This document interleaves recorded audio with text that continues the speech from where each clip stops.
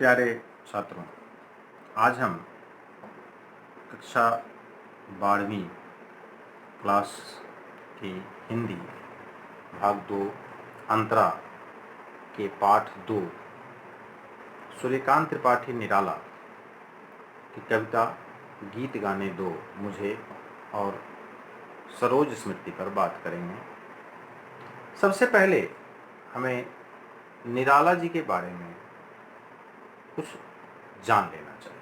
वैसे जैसा मैं मानता हूँ, निराला की कविताएं आपने पिछली कक्षाओं में भी पढ़ा होगा और उनके बारे में कुछ जानकारियाँ आपके पास होंगी, लेकिन बौद्धिक स्तर बढ़ने के साथ और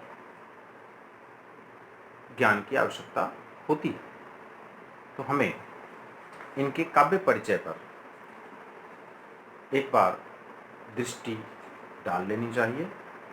तो चलिए अब हम निराला के जीवन परिचय पर थोड़ी बात करते हैं। सूर्यकांत त्रिपाठी निराला आधुनिक युग के समर्थ कलाकार माने जाते हैं। वे वज्र के समान कठोर और पुष्प के समान कोमल थे। उनका उपनाम निराला उनके व्यक्तित्व और कृतित्व दोनों का परिचायक है। इनका जन्म 1898 में महिषादल राज्य मेदिनीपुर बंगाल में हुआ था। महिषादल राज्य में एक प्रतिष्ठित पद पर इनके पिता कार्य करते थे। निराला जी का जो बचपन था वह वहीं व्यतीत हुआ। इनकी जो प्रारंभिक शिक्षा है वह भी वहीं संपन्न हुई। यथासंभव इन्होंने संस्कृत का भी अध्ययन किया। ब्रज भाषा और खड़ी बोली की ओर भी निराला जी का आकर्षण रहा है। निराला जी का संपूर्ण जीवन संघर्षमय रहा। शैशव में मातृ वियोग का दारुण दुख सहना पड़ा। यौवन काल में पत्नी विछोह का दर्द सहना पड़ा और अपने साहित्यिक जीवन में भी इन्हें अनेक कष्टों का सामना करना पड़ा। इनके जीवन के प्याले में बार बार ऐसा लगता है जैसे कोई विष भर देता था और उसे ये अमृत समझ पी जाते थे। निराला जी का व्यक्तित्व तो अडिग था। वे टूट सकते थे पर झुक नहीं सकते थे। 1961 में इनका देहावसान हो गया। इनकी जो रचनाएं हैं, क्योंकि ये बहुमुखी प्रतिभा के धनी थे और छायावाद की जो कविताएं हैं उनमें प्रमुख स्तंभ, छायावादी कवियों में इनका प्रमुख स्तंभ थे। इन्होंने प्रगतिवाद का नारा लगाया, नारी सौंदर्य का गुणगान किया, उपेक्षित मानव के लिए गीत लिखे। इतना ही नहीं, उनका देश प्रेम भी अनूठा था और समाज के शोषित, वंचित, उपेक्षित वर्गों पर अगर रचना करने का सर्वाधिक अधिकार किसी को है तो वह निराला को है। उनकी कुछ और रचनाएं हैं, तोड़ती पत्थर, भिक्षुक तो बड़ा प्रसिद्ध हुआ और वो उन वर्गों पर लिखा गया जो समाज में सदैव तिरस्कृत रहे। कहानी, उपन्यास, निबंध, संस्मरण सब में उनकी पकड़ थी। काव्य में परिमल, गीतिका, तुलसीदास, अनामिका, कुकुरमुत्ता, अनीमा, बेला, अर्चना, आराधना, गीतकुंज इत्यादि। उपन्यास के क्षेत्र में अप्सरा, अलका, प्रभावती, निरूपमा।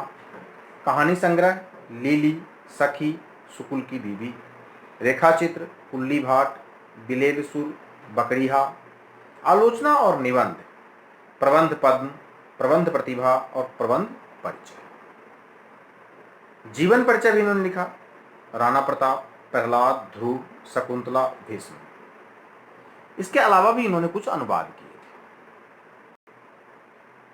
इनके जीवन की, जैसा हमने पहले बताया है कि इनके जीवन में बहुत सारी घटनाएं इस तरह की घटित हुई जो निराला को पढ़ने के बाद, जानने के बाद मर्म तक को स्पर्श कर जाता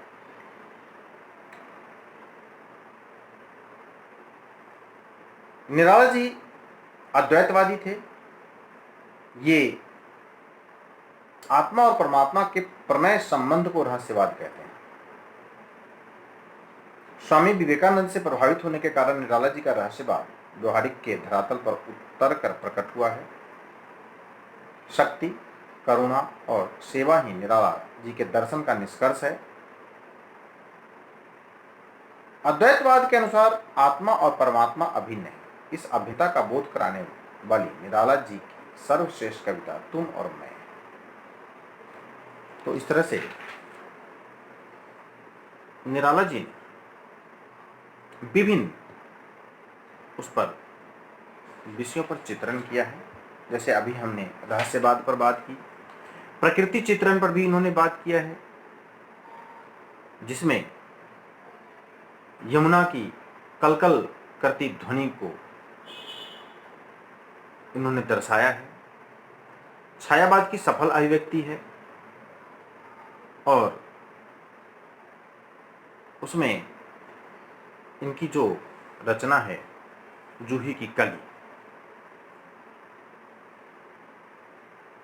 वो सर्वोत्कृष्ट कही जाए तो अन्योक्ति नहीं होगी। राष्ट्रीयता के गुण से सराबोर इनकी कविताएं, और इन्होंने देश की आर्थिक विषमता, नारी की महानता, तत्कालीन कुप्रथाओं का विशद चित्रण किया है और समाज को स्वस्थ बनाने की परंपरा की है, प्रेरणा दी है।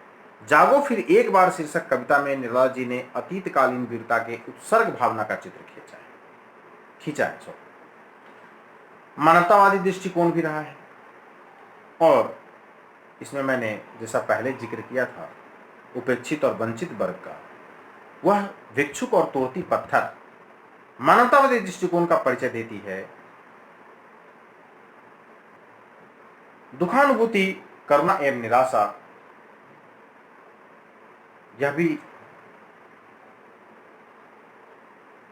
इनके जो अंतिम इनकी रचना है सरोज स्मृति, उसमें दिखाई देती है, जिसमें इनके पूरे जीवन का सार इन्होंने रख दिया है।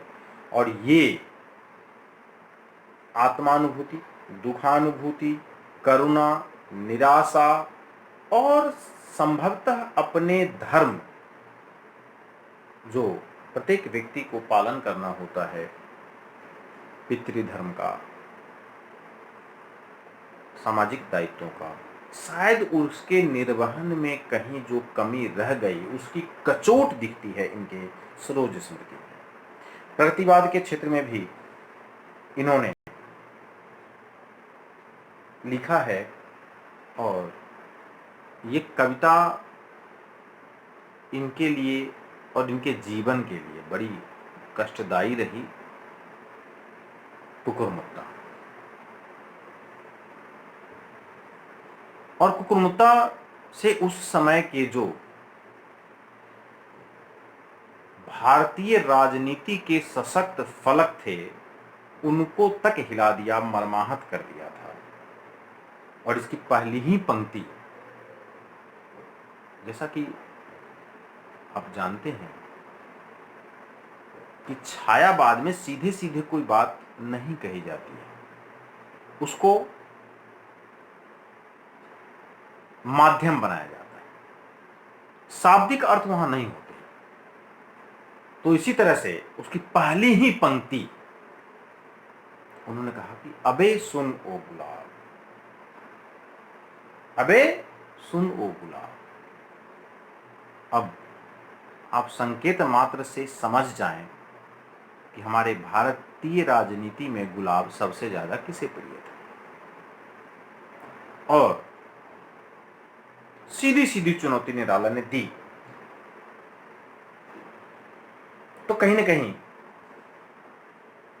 जो इनकी निडरता है वह दृष्टिगत होती है कि यह अपनी बात रखने के लिए सत्ता के शीर्ष से भी टकराने में पीछे नहीं हटे। जहां तक इनके भाषा शैली का सवाल है, तो ये रूढ़ियों के विरोधी रहे हैं। मुक्तक छंद को अपनाया है इन्होंने। वैसे मुक्तक छंद की जहाँ तक बात है तो आपको थोड़ा सा स्पष्ट कर दूं मेरे बच्चों कि आधुनिक कविता लेखन से पहले आप जितनी भी रचनाएं पढ़ते हैं वो छंदबद्ध है। चाहे आप सूरदास के पद पढ़ते हैं, तुलसीदास के पद पढ़ते हैं, कबीर के पद पढ़ते हैं, नानक हैं, और भी जो मध्यकाल के कवि हैं, भक्तिकाल और रीतिकाल के जो कवि हैं वो रीतिबद्ध कवि हैं।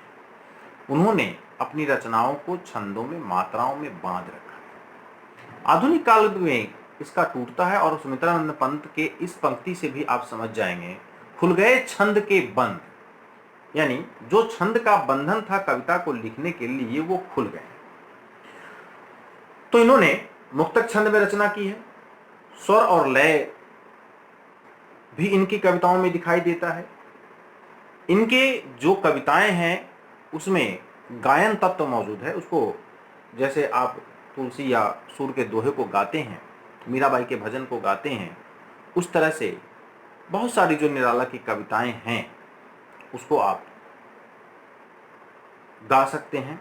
तो इसलिए उसमें गीति तत्व भी है और ओज गुण संपन्न है।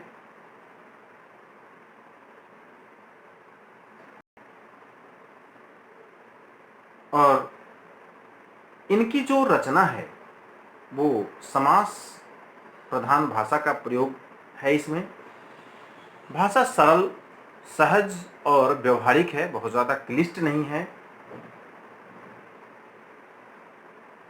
अलंकार सहज और स्वाभाविक हैं जो दृष्टिगत होते हैं।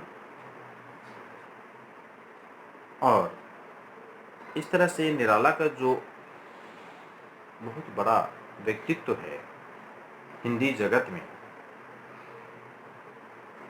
इन्होंने अपनी कृतियों के माध्यम से, अपनी रचनाओं के माध्यम से, अपनी सत्य लेखनी के माध्यम से, अपनी कविताओं की विविधता के माध्यम से छायावाद के प्रमुख स्तंभ कवियों में अपना हस्ताक्षर कर रखा है, विशेष स्थान बना रखा है। तो इसके साथ ही हमारा जो ये इनका जीवन परिचय है वह समाप्त होता है।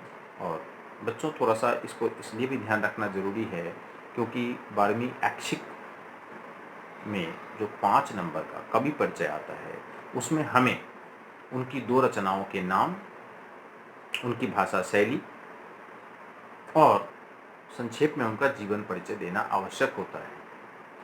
तो मैं समझता हूँ कि इस व्याख्यान के माध्यम से आप उनके जीवन परिचय को समझने में सफल रहे।